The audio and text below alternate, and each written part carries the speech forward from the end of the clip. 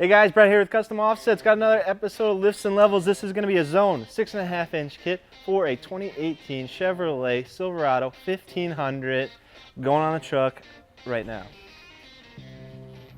Pause. Textbook pause.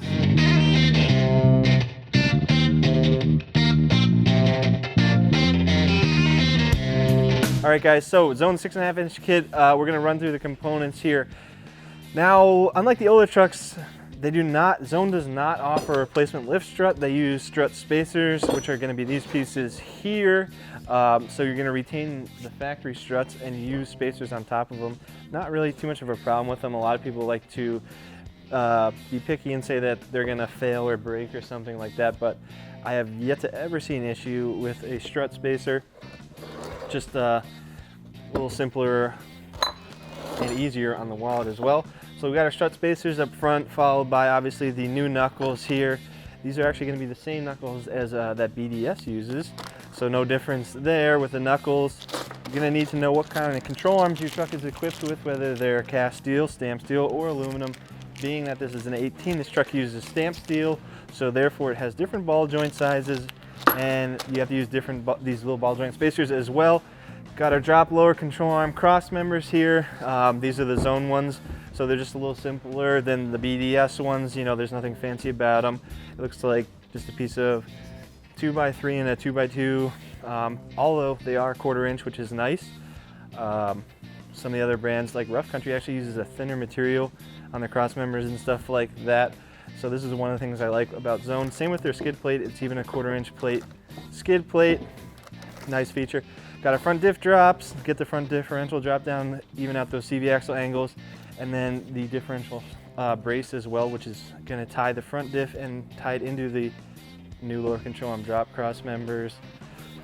They also do give you another little tie-in brace that ties between the two cross members as well as the front skid plate.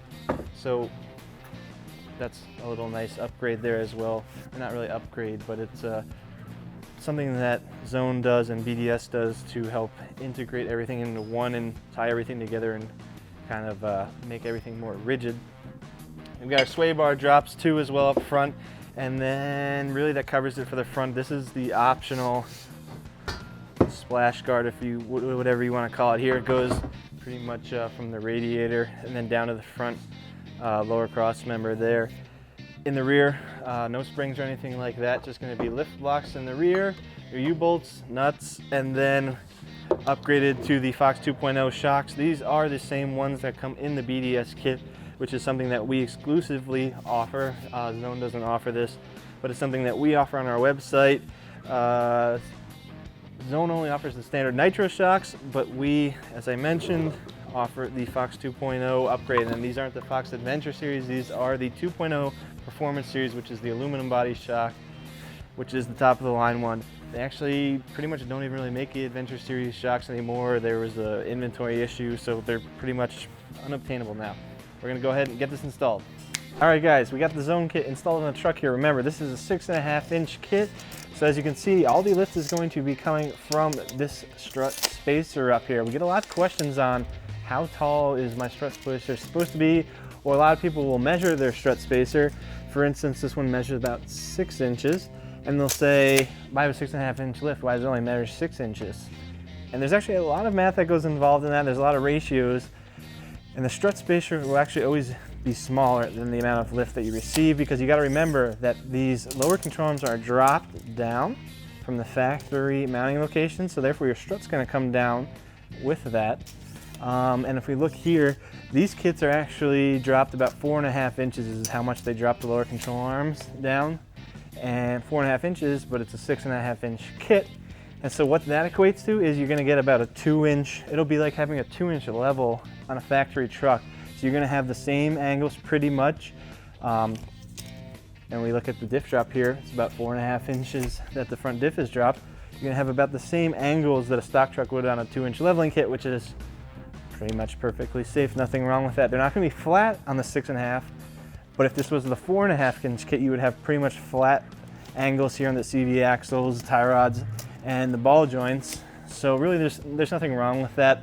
Pretty much a lot of the other manufacturers do that. That's one of the things that separates some brands from others though. To continue on with this kit, we got the sway bar drops here, drops the sway bar down. We got our new end links as well for the sway bar.